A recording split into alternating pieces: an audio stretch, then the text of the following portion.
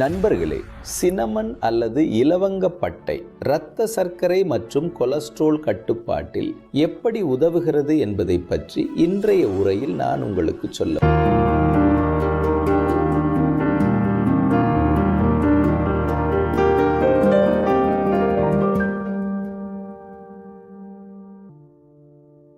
நண்பர்களே, உங்களுக்கு தெரியுமா, எந்த ஒரு சமையலறையிலும் இருக்கும் ஒரு சிறிய மசாலா குச்சி இரத்த சர்க்கரை மற்றும் கொலஸ்ட்ரால் கட்டுப்பாட்டில் முழுமையாக உதவக்கூடும். சினமன் என்பது சுவையை அதிகரிக்கும் மசாலா மட்டுமல்ல. சமீபத்தில் பல விஞ்ஞான ஆய்வுகள் மேற்கொள்ளப்பட்டுள்ளன. இது மிகவும் உதவுகிறது, மெட்டபாலிக் ஆரோக்கியத்தை மேம்படுத்துகிறது. ஆனால் கவனமாக இருங்கள், இது மருந்து அல்ல, இது வாழ்க்கை முறை ஆதரவு. இலவங்கப்பட்டை ஏன் ஆரோக்கியமான என்பதை பற்றி நான் கொஞ்சம் சொல்ல விரும்புகிறேன். இதில் ஆன்டி ஆக்சிடென்ட் பண்புகள், ஆன்டி இன்ஃப்ளமேட்டரி பண்புகள் உள்ளன. மேலும் இதில் உள்ள ஆன்டி ஆக்சிடென்ட் பண்புகள் எங்கள் செல்களை சேதத்திலிருந்து பாதுகாக்கிறது. இது இன்சுலின் செயல்பாட்டை மேம்படுத்துகிறது மற்றும் மாசு மற்றும் கலப்படம் நம் உடலில் நுழையும் ஆக்சிடேட்டிவ் ஸ்ட்ரெஸ்ஸை கட்டுப்படுத்துகிறது. இலவங்கப்பட்டை சர்க்கரையில் எப்படி உதவுகிறது என்பதை நான் உங்களுக்கு சொல்லுகிறேன். இது இன்சுலின் சென்சிட்டிவிட்டியை அதிகரிக்கிறது, நோன்பு சர்க்கரையை குறைக்கிறது மற்றும் கார்போஹைட்ரேட் ஜீரணத்தை மற்றும் திடீரென சர்க்கரை அதிகரிக்காமல் தடுக்கிறது. டயபெட்டிஸ் கேர் ஜர்னலில் வெளியிடப்பட்டுள்ளது. அதில் ஒரு முதல் 6 கிராம் இலவங்கப்பட்டை டைப் 2 டயபெட்டிஸில் சர்க்கரையை மிகவும் மேம்படுத்துகிறது என்று கண்டறியப்பட்டுள்ளது.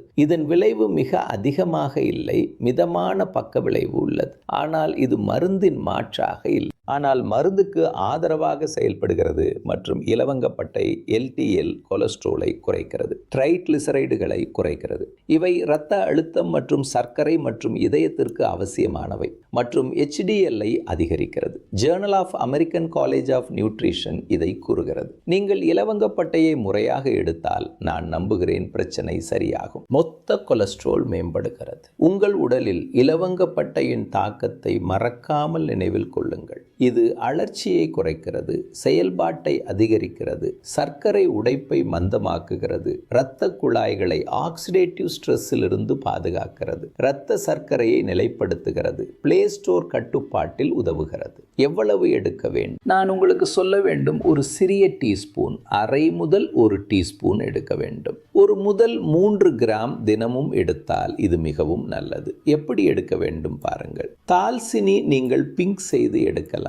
ஓட்ஸ், தயிர், பழங்களுடன் தேநீரில் அல்லது பாலில் சேர்க்கலாம், ஸ்மூதியில் சேர்க்கலாம். தால் சூப்பில் இந்த சினமன் தால்சினியை எந்த உணவுடன் வேண்டுமானாலும் சேர்க்கலாம். இது சர்க்கரை அளவை குறைக்கிறது. எந்த தால்சினி கிடைக்கிறது என்பதை பாருங்கள். சந்தையில் 2 வகையான தால்சினி கிடைக்கிறது. ஒன்று கேசியா தால்சினி மற்றும் ஒன்று கிடைக்கிறது சிலோன் தால்சினி. கேசியா தால்சினி வலுவாக இருக்கும் மற்றும் இதன் நிறம் இருண்டதாக இருக்கும் மற்றும் ஒளிர்ந்த நிறத்தில் இருக்கும். சுவை மெல்லியதாக இருக்கும். அது நீண்ட காலத்திற்கு பாதுகாப்பானது. ஒரு விஷயம் நினைவில் கொள்ளுங்கள், எச்சரிக்கை மிகவும் முக்கியம். அதிக அளவு எடுப்பதை தவிர்க்கவும். நீரிழிவு நோயாளிகள் தங்கள் சர்க்கரை கட்டுப்பாட்டில் உள்ளதா என்று சரிபார்க்கவும். மருத்துவர் மருந்து பரிந்துரைத்தால் அதை நிறுத்த வேண்டாம். இதனுடன் நினைவில் கொள்ளுங்கள், முடிவுகள் சிறந்தது. நீங்கள் சமநிலை உணவு எடுத்தால், சர்க்கரை மற்றும் எண்ணெயை குறைத்தால், தினமும் நடைபயிற்சி செய்தால், மன அழுத்தத்தை கட்டுப்படுத்தினால். தால்சினி மருந்து அல்ல,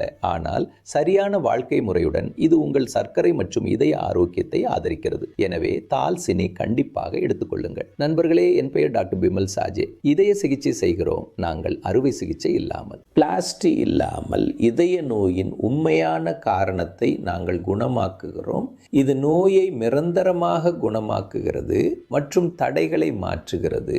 அதனுடன் நாங்கள் இயற்கை பைபாஸ் மற்றும் டிடாக்ஸ் சிகிச்சையையும் செய்கிறோம். நீங்கள் எங்களை சந்திக்க விரும்பினால் ஆன்லைனில் கிடைக்கின்றோம். ஆன்லைனில் எங்கள் வலைத்தளத்தில் சென்று எங்கள் நேரத்தை பெறலாம். மிகவும் நன்றி.